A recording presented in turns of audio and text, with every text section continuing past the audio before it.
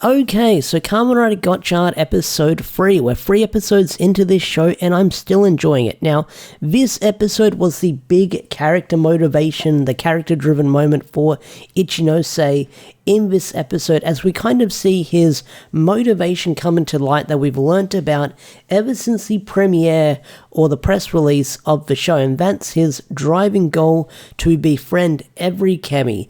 But it goes deeper than that in this episode, as he says he wants all of them to live side by side in harmony. Kind of a typical shonen dream where he wants everyone to live together peacefully, but it's his dream and it's something that he wants to do.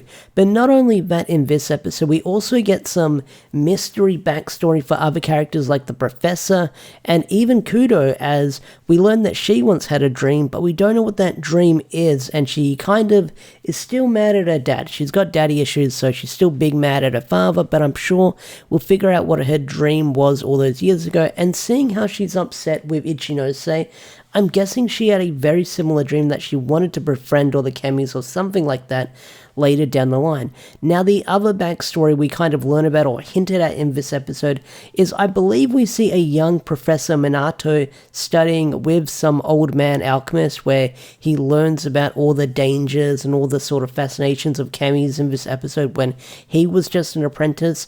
And the big fan theory with the Professor is that he's probably meant to be set up to be a bad guy, or he's meant to be sort of undercover or rogue, because he kind of comes off a little bit sinister, and I can understand where that theory is coming from, and that still could happen. But it looks like that maybe he's got his own backstory that we'll learn about later down the line, because he's still a mystery within himself.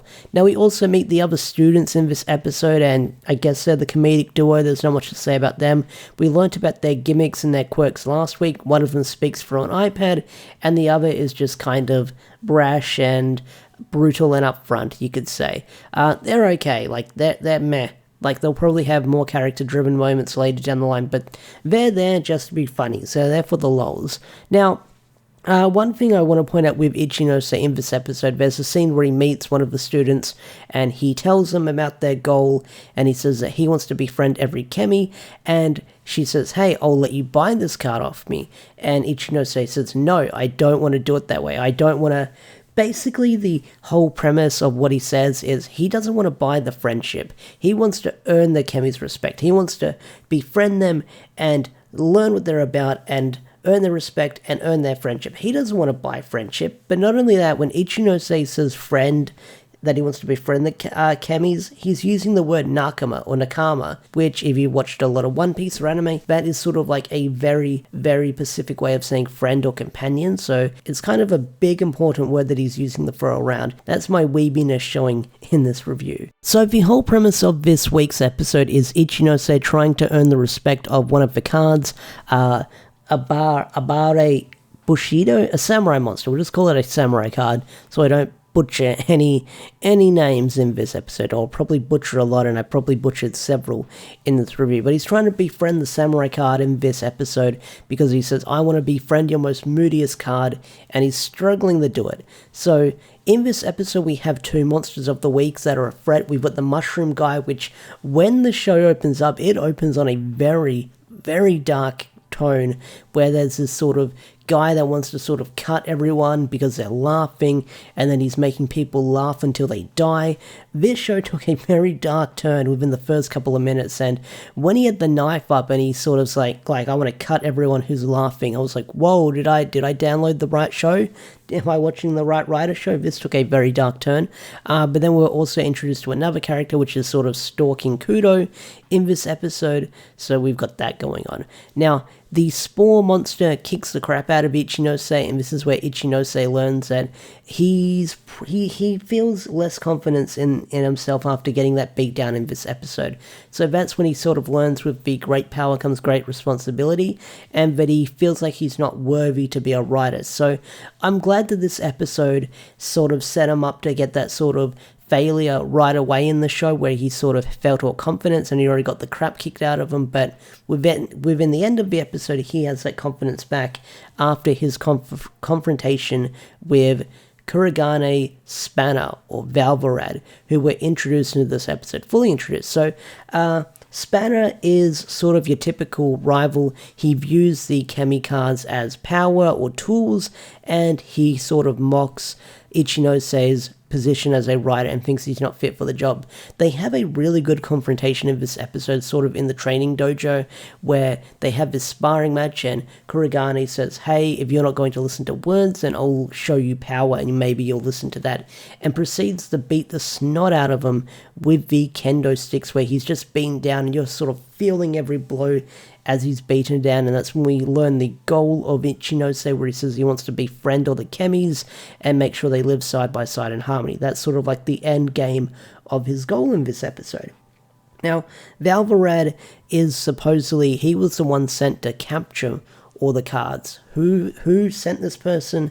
No idea, but we'll probably find out later throughout next week's episode, later down the line. But someone sent him to capture all the Kemi cards, and you get to see him transform in this episode, and his suit, seeing it in motion, seeing it moving, looks freaking fantastic. We've seen it in the opening and stuff like that, and we saw it in the trailer, but seeing it in the freaking, like, show, in action, really freaking great. Like, I don't want to call Kurigane my favorite writer or my favorite, like, rival just yet, because he's only been in one episode, and I'm sure there's layers to this character that we'll understand later down the line throughout the show moving on. But from what we've seen so far, he's sort of like your typical writer douchebag, or I keep saying writer, typical rival douchebag, you could say, where power, little pocket monsters are tools. So that's his whole, like, goal and motivation. I'm sure he'll come around eventually because he's in the opening and stuff like that, but he's sort of like the antagonist so far. So give it a couple of episodes, maybe by the end of the year, and maybe he'll come around and end up fighting for the good guys. But no one knows if he's going to become an actual writer at this point, because he's just called Valvarad at this point. So we'll wait and find out, And I know I called him a writer several times when he's not, like, confirmed to be a writer, but it's just a force of habit. We've been through several writer shows with writers as the rivals. This episode also saw the debut of the Appare skateboard form, or the samurai skateboard form, whatever you want to call it. This form looks really great, really sleek. It's the chrome red that I really like, and the whole pipes coming out of the shoulders, something I really, really dig in the suit design for this form change. And I feel like the chrome and the shininess of the suit makes it stand out a lot and gives it some really great attention to detail. And I'm hoping that all the different form changes look this nice. Now, of course, we're probably going to get some doo-doo form changes, but hey, I really enjoyed this form change, and I think it showed off really well before we saw the debut of Valvarad in this episode. But overall, Kamen Rider Gotchard, I nearly said Geats, Kamen Rider Gotchard episode 3 was really great, really enjoyed it. Like, we're still learning about the characters and their motivation and the world around them, and I feel like there's a lot we need to learn about this world as the show keeps pushing forward and keeps moving on, that we'll learn more about this universe, because I feel like there's a lot to learn with everything going on around this world, with the alchemy and the sisters and the alchemy universe and the whole mystery with Kudo's dad and stuff like that, and probably even the professor. Like, I feel there's a lot of mystery to unravel with this show moving forward, and I feel like the mystery has got me engaged as where I want to see where this show is going to go moving forward. But with that said, I think I'm going to bring this video to a close. If you enjoyed this video, hit that like button, subscribe to the channel if you're new, and I'll see you guys later. Peace out, take care, bye.